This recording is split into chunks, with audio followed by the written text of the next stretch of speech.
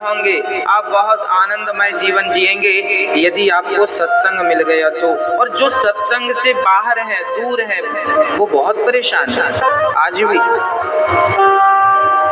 तो श्रोतव्य, अधिक से अधिक कथाएं सुनिए, अधिक से अधिक कीर्तन। जब कथाएं ना मिले, जब कोई कथा सुनाने वाला ना मिले, तो बैठे कीर्तन करने लग जाओ।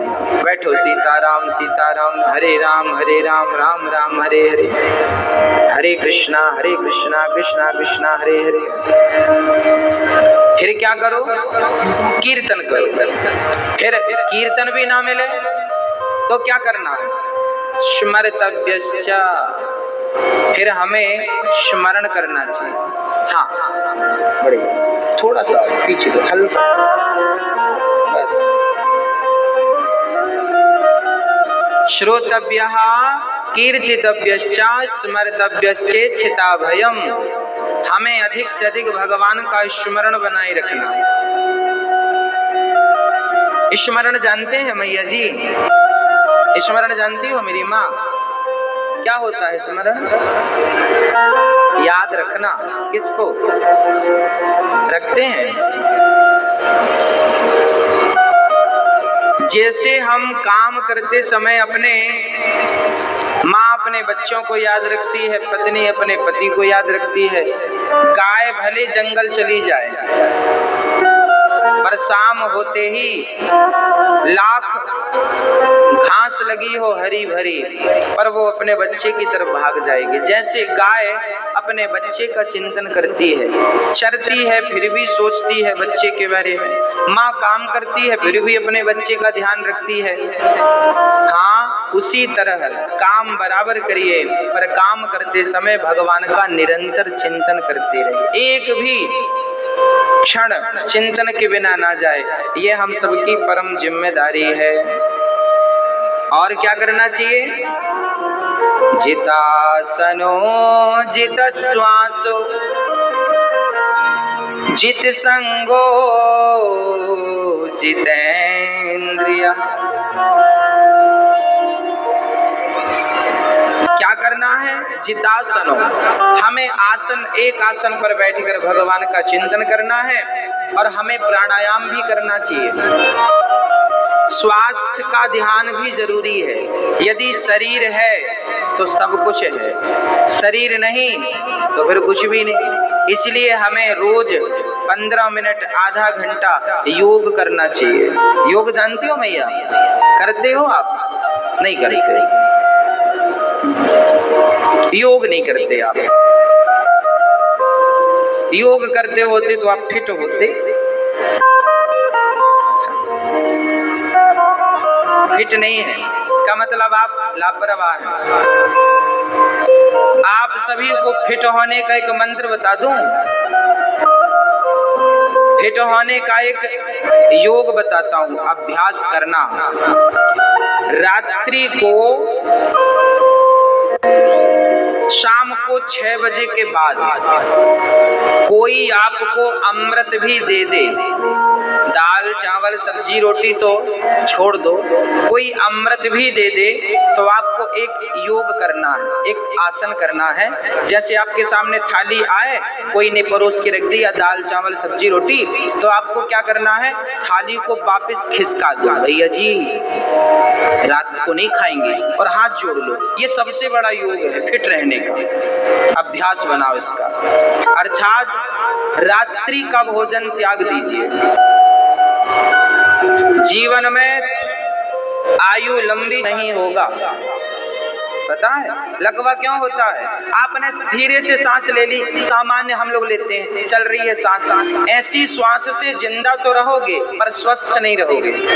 जब गहरी श्वास भरोगे तो आपके रोम रोम में ऑक्सीजन जाएगा, और आपके अंदर जो ब्लॉक है वो उस प्रेशर से खुल जाएगा। फिर वो लकवे की जो शिकायत है कभी नहीं हुई। इसलिए कम से कम 100, कम से कम रोज डेली 100 सांस हमें चलते फिरते, 5 सवेरे तो 10 दोपहर को तो 5 रात शाम को, तो फिर सोते समय बिस्तर में जाओ, फिर बिस्तर में जाओ बैठो और बढ़िया गहरी रोको, फिर जाने दो। हाँ, अभ्यास बनाओ। क्या होगा? कभी लकवे की शिकायत नहीं होगी, नहीं तो खतरनाक बीमारी है ये। बच्चों को भी आदत बनाओ, इससे बुद्धि प्रखर होती है। बच्चों को शीर्षासन कराओ, सिर के बल खड़े हों बच्चे। जो बच्चे सिर के बल खड़े होना जानते हैं उन्हें चश्मे की प्रॉब्लम कभी नहीं होती।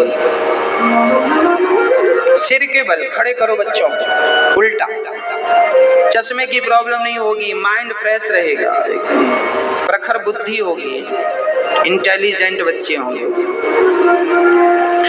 जितासनो जितश्वासो जित संगो जितेंद्रिया। आसन, प्राणायाम और संगत, अच्छी संगत करो और अपनी इंद्रियों को धीरे धीरे कंट्रोल करो। अपनी इंद्रियों को अपने वश में रखो। आपकी आज्ञा के बिना आपकी इंद्रियां भाग ना जाएं। हाँ, आप देते चलिए, सेवा करते चलिए, काम ना रुके किसी का, सबका बढ़िया होता चले। जब आप सबके बारे में बढ़िया सोचेंगे तो भगवान बैठे हैं आपके बारे में बढ़िया सोचने के लिए, आपको पलट के देखने की जरूरत नहीं है। सेवा करते चलो। आसपास कोई बेटी का विवाह हो रहा है, गरीब आदमी है, चल भाई मेरी तरफ से 10,000 रुपए तू रख ले बेटी के ब्याह में। अरे चलो पैसे ना दो, सामग्री बुला के दे दो, दाल चावल का बढ़िया भंडारे का सामान दे दो, पलंग अलमारी दे दो, बिटिया को मंगलसूत्र बनवा दो। आपकी सामर्थ्य, आपकी खुशी के अनुसार। हम सभी को अब हम लोग क्या करते हैं, 100 रुपए जो कमाते हैं 100 में से 100 बचाने की कोशिश करते हैं और वो पचता नहीं है। तो फिर वो डॉक्टर के लगे हॉस्पिटल में नंबर लगाएगा, डॉक्टर ले जाएगा, वो वकील ले जाएगा, फलाना ले जाएगा। धन की 3 ही गतियां होती हैं, दान, भोग और नाश। या तो धन मिला है तो उसका उपयोग कर लो, या तो उसका आनंद लूट लो, दान, भोग, या तो उसका दान कर दो या उपयोग कर लो, नहीं तीसरी गति उसका नाश हो जाएगा, अपने आप समाप्त हो जाएगा, उसे नष्ट करना नहीं पड़ेगा। हाँ, इसलिए या तो उपयोग कर लीजिए। सेवा की माँ बाप जो करते हैं वही बच्चे सीखते हैं। हम कहते हैं बच्चों को संस्कार दो, गलत कहते हैं। बच्चों को संस्कार नहीं देना चाहिए, संस्कार माँ बाप को देना चाहिए, क्योंकि माँ बाप में संस्कार होगा तो बच्चे में अपने आप पहुंच ही जाएगा। क्योंकि माँ बाप को कोई बीमारी हो ना तो वो बच्चों को पहुंच जाती है। डॉक्टर कहता है ये बीमारी क्या तुम्हारे पिता को थी? नहीं। माँ को थी? नहीं। नानी को थी? नहीं। दादी को थी? नहीं। दादा को थी? हाँ, दादा को थी। कई बीमारी, ये मेडिकल साइंस कहता है कि दादा से पिता और पिता से बच्चों में बीमारियां चलती हैं। कुछ बीमारियां हैं जो बाप दादों से परंपरागत चलती हैं। यदि बीमारियां परंपरागत चल रही हैं तो क्या संस्कार परंपरागत नहीं चलेंगे?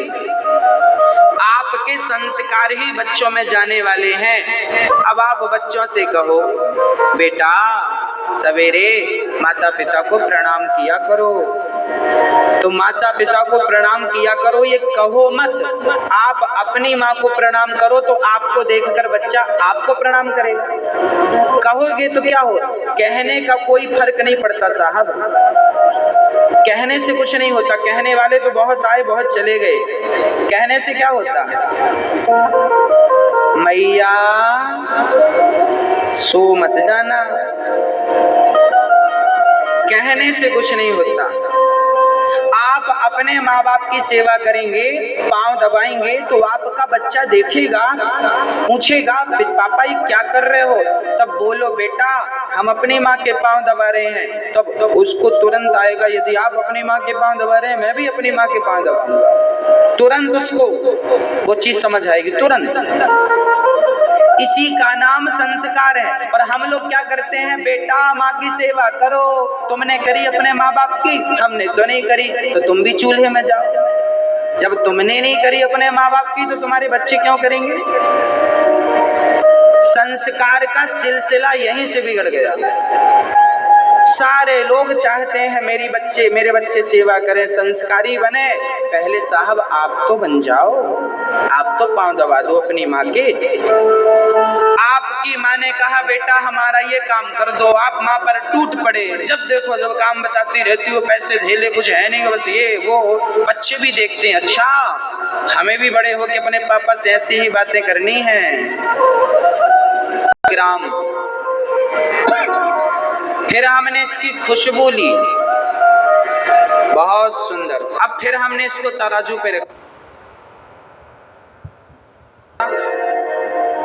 9 ग्राम। वाह, कौन सी यूनिवर्सिटी में थे आप? कितना होगा? 10 ग्राम ही रहेगा। इसकी खुशबू लेने से इसका वजन कम नहीं होगा।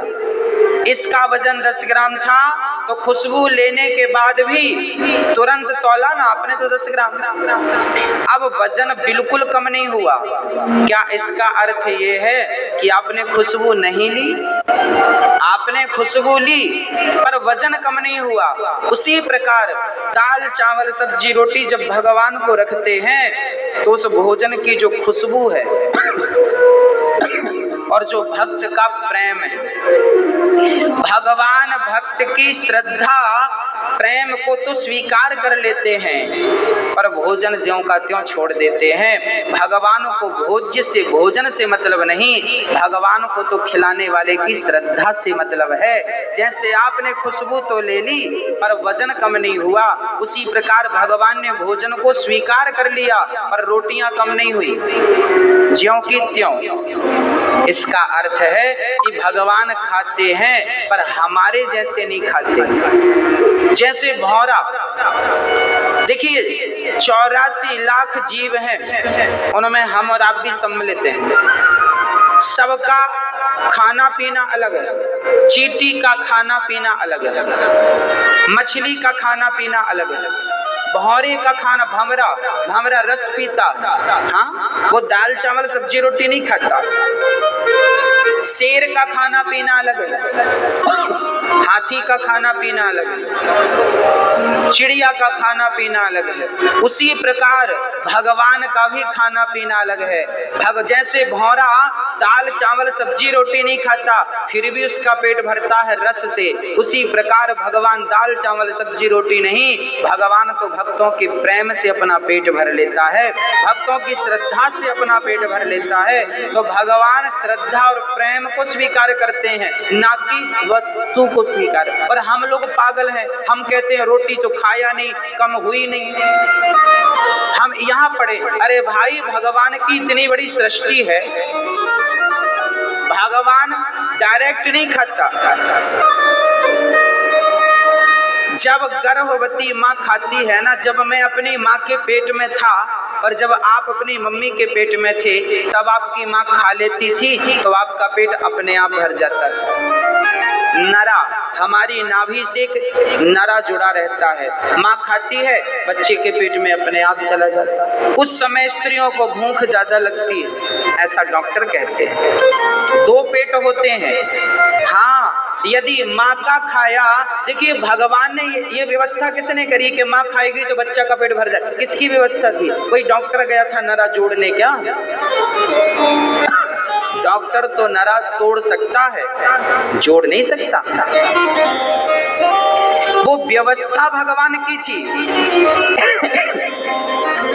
माँ खाती है तो बच्चे का पेट अपने आप भर जाता है। उसी प्रकार जब दीन दुखी जरूरतमंद लोग खाते हैं तो इनके खाते ही भगवान का पेट भर जाता है। भगवान अपने मुंह से नहीं खाता, भगवान आपके माता पिता के मुंह से खाता है, भगवान जरूरतमंद के मुंह से खाता है, भगवान दीन और दुखियों के मुंह से खाता है, भगवान आपके मुंह से खाता है। आप खाए उसका पेट भर गया। हाँ ऐसे भगवान खाते हैं। इसलिए खिलाइए, भोजन कराने की बड़ी महिमा है। खिलाते रहिए, सेवा करते रहिए। भगवान ने विदुरानी के घर जाकर छिलकों का भोग लगाया। अरे सुख होए तो सुख मिले, सुख है ही नहीं इसलिए हम कहते हैं सुख की कामना छोड़ दो। सुख है इस संसार में, एक जगह सुख। यदि आपने अपना मन संसार के सुखों से हटाकर भगवान ने जो दिया उसमें संतुष्ट रहना सीख गए, तब तो आप बहुत सुखी रहेंगे जीवन में। और भगवान के दिए से संतुष्ट नहीं हैं तो फिर आप अपने पांव में कुल्हाड़ी मार रहे। सुदामा क्या रोते थे? सुदामा को लोग कहते थे तुम गरीब हो। सुदामा कहते हम गरीब नहीं। भाई गरीब वो है जिसके पास इच्छाएं ज्यादा हैं। मेरे पास 1 लाख रुपए है और फिर भी मेरी इच्छा है कि मेरे पास 9 लाख और होते तो पूरे 10 हो जाते, तो मैं गरीब हूँ क्योंकि मेरी इच्छाएं हैं। अब कोई संत है, उसे आपने 100 रुपए दिया, संत ने कहा चल अपना 100 वापस ले, हमें नहीं करना कुछ तेरे 100 रुपए से, हमें चाहिए ही नहीं। अच्छा महाराज जी 1000 ले लो, नहीं चाहिए। 1 लाख ले लो, नहीं चाहिए। 1 करोड़ ले लो, हमें चाहिए ही नहीं आपका पैसा। करोड़ हो 10 करोड़ हो, अब बताओ जिसे चाहिए वो अच्छा है या जिसे नहीं चाहिए वो अच्छा है? इन दोनों में सुखी कौन है आप बताओ? जिसे चाहिए वो सुखी है क्या? और जिसे नहीं चाहिए